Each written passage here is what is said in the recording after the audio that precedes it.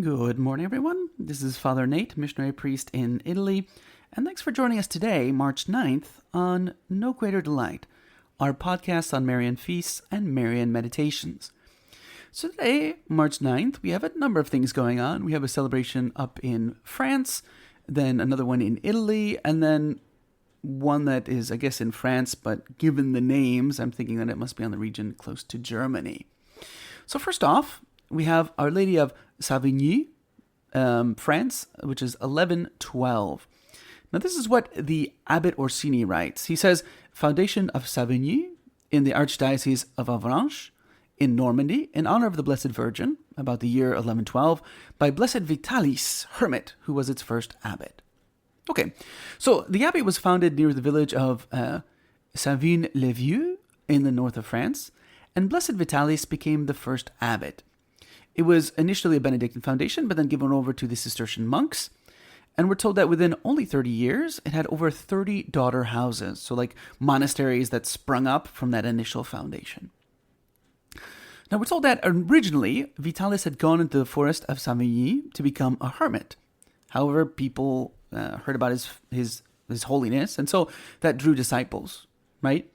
So these disciples needed shelter from the elements, and soon Vitalis found those crude structures had become a kind of monastery that needed a rule of life, right?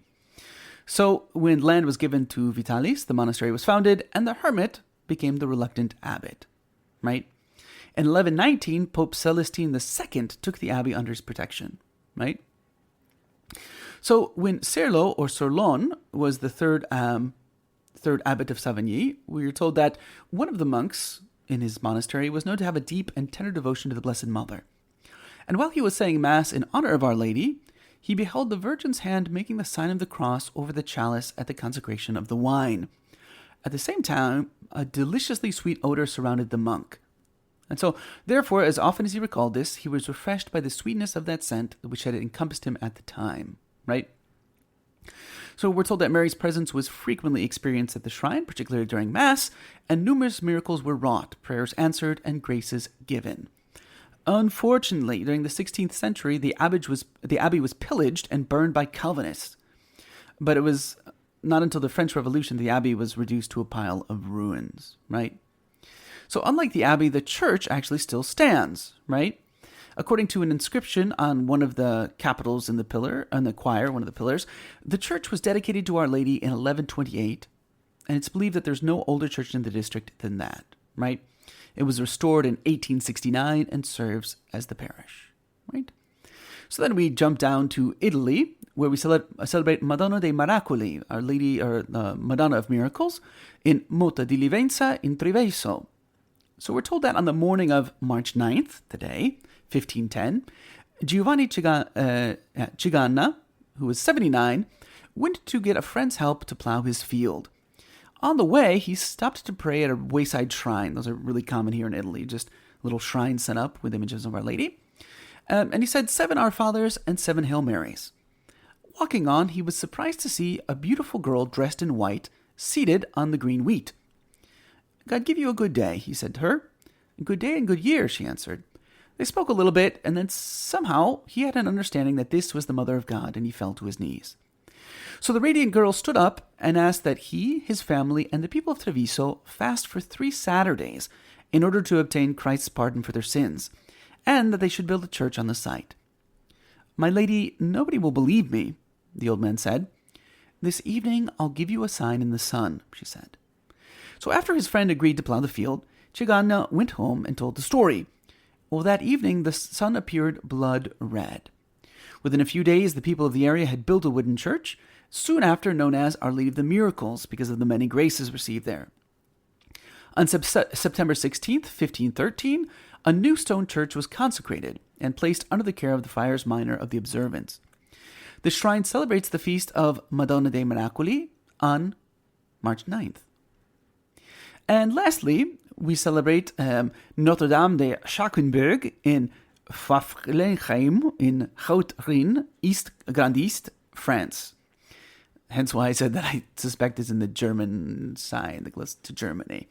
So Today, there's an annual procession which commemorates the post-revolution return of the statue to the mountain shrine on March 9th, 1811. So that's what we're celebrating today in the Marian world on March 9th. For today's Marian meditation, taken from the book by Father Ildefonso Villar, we'll read the conclusion of Meditation 45, Simeon's Prophecies. This point is entitled, A Sign of Contradiction. Finally, Simeon adds that the child is a sign which men will refuse to acknowledge. In front of Jesus, there is no middle way. Either we are with him, or we are against him. This phenomenon can be observed from his very birth. Shepherds and magi adore him, but Herod seeks his death. His presence dispels indifference. It excites either love or hatred, either devotion or rancor. The Church, with her experience dating back 20 centuries, confirms this truth. There have always been faithful disciples who followed him even to death, and there have also been many, those who with implacable hatred slandered and persecuted him. How many souls love Jesus? How many miserable creatures live only to insult him? Be persuaded that there are no halfways with Jesus, no middle road, either with him or against him. Out then with all those stupidities and compromises. Hold fast to him. Promise him love and eternal loyalty. Ask Our Lady that these sentiments may never change, and endeavor to make your life an endless act of love towards Jesus.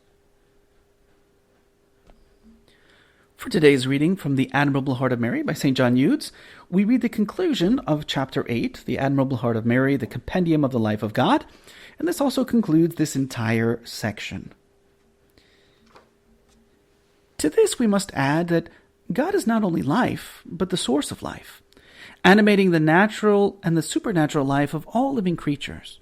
And therefore the heart of the Mother of Life is not only alive with God's life, in which it participates in an eminent degree, which knows no equal, but is itself a principle of life.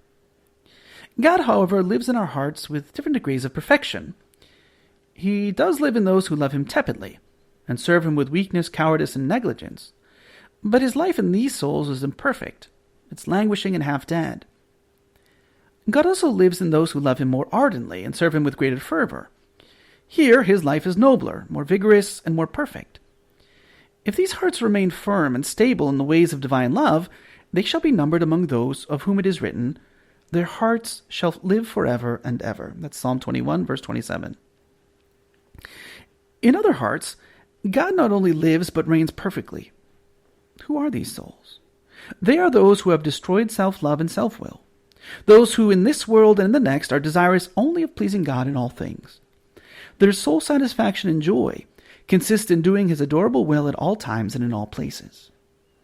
Such is the virginal heart of the Queen of Heaven, in which God has always lived and reigned most sovereignly, to which he has granted so perfect a resemblance to his own life. For so great a gift, may his divine majesty be eternally praised and blessed. O most holy Mother, how my heart rejoices to contemplate your heart, living so noble, holy, and perfect a life never in the least impaired by sin, a life most admirably united with the life of the adorable heart of Jesus. Would that all hearts and tongues would cry with me, Hail Jesus and Hail Mary. Glory to the amiable hearts of Jesus and Mary. Live all hearts who love and honor these admirable hearts. May their hearts live forever and ever. O Mother of my life, let my heart die to every life and live of your life. Let my life be animated by the Spirit and inflamed with your love, that together with you it may forever bless, love, and praise him who is life essential, the first and sovereign principle of all life, whose infinite desire is to communicate it to all men.